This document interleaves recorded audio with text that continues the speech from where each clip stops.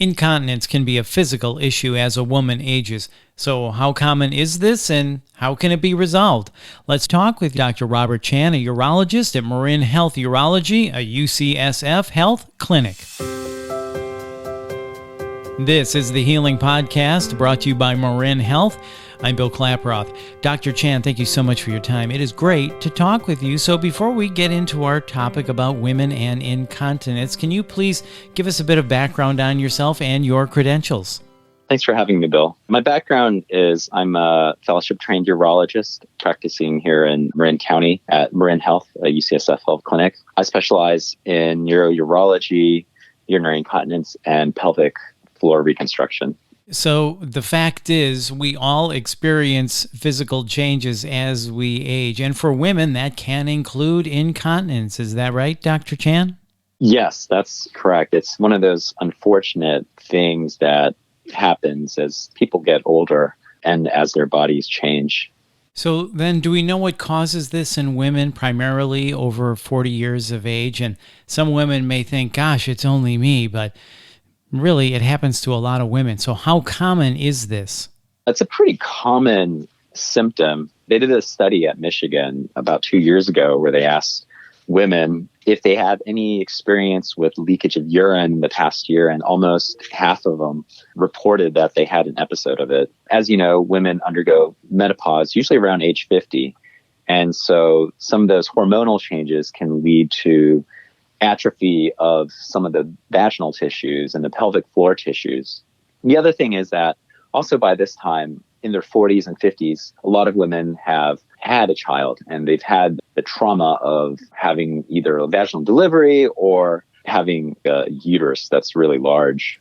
Right. Let's talk about the symptoms. What should a woman be looking out for or paying attention to? There's two main types of symptoms to kind of be aware of. The first type is what we call stress incontinence, which is leakage when somebody coughs, laughs, sneezes, or exercise. And this is the one that most women associate with having a baby. And then there's another one called urge incontinence or overactive bladder.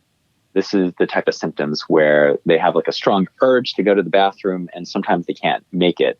This is also kind of manifested by people getting up 2, 3, 4 times at night because they feel like they have to go. And then at what point should a woman decide to see a physician? I think the tipping point is usually when women feel like their incontinence is starting to limit their freedom in the things that they do.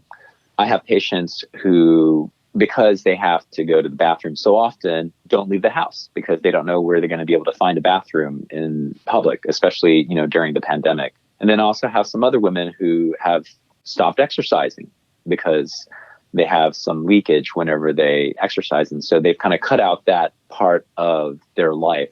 So I would say that if they notice that there's just things that they're not doing, places that they're not going anymore because of this issue, then it's a good time to reach out to a physician.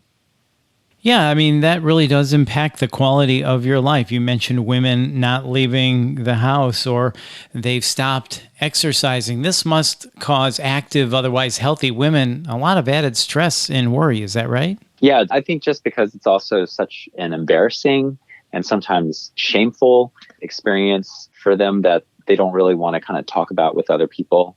So with the women who used to exercise a lot, they are really worried that now they go exercise, are they going to have an episode of leakage in the gym or in the studio? Absolutely. And as we've been talking about, these issues can cause stress, anxiety, even other issues like sleep problems, functionality issues from sexual to just day-to-day tasks. I'm sure you hear these concerns all the time, every day. Definitely. I mean, it's not uncommon to hear this stuff, and it's not uncommon to see it in women, especially as they age.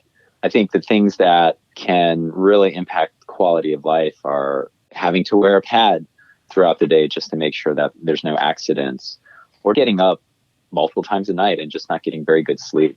Right. And can most incontinence issues be resolved, and what are the steps and solutions?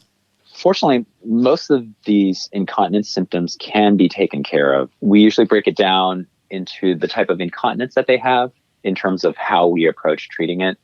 For stress incontinence, for example, we usually start with Kegel exercises or pelvic floor muscle exercises.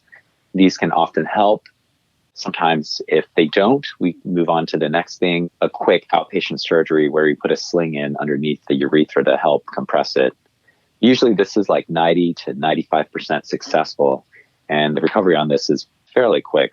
Now for overactive bladder type symptoms and urge incontinence symptoms, we start with a simple recommendation of cutting out certain things in their diet, like coffee or irritating foods like spicy foods that might make their bladder more irritated. And if that doesn't work, there's medications that help calm the bladder down and other procedures that we can do like Botox or nerve stimulation. Well, that's important to know that incontinence issues can be resolved, but it takes that first step, right, in having a conversation to get the help needed. So should a woman speak first to her OBGYN or her primary care physician, or should they call a urologist first? Yeah, I think they should reach out to whoever they already have a relationship with, whether it be their primary care doctor or their OB-GYN, and just bring up these symptoms. If they haven't tried any of the simple stuff first, like medications or getting instructed on exercises, that's a good starting point. Now, if a woman's been trying to deal with these symptoms already with the simple things like Kegel exercises and medications and isn't seeing much improvement, then I think a visit with a urologist would be really helpful to kind of move on to the next things that we can offer. Yeah, that makes sense. Well, again, good to know that there is help out there. Well, this has really been interesting, Dr. Chan. Thank you so much for your time. We really appreciate it. Yeah, thank you so much, Bill. That's Dr. Robert Chan, and to learn more, please visit mymarinhealth.org. And if you found this podcast helpful, please share it on your social channels, and be sure to check out the full podcast library for topics of interest to you. This is the Healing Podcast, brought to you by Marin Health. I'm Bill Klaproth. Thanks for listening.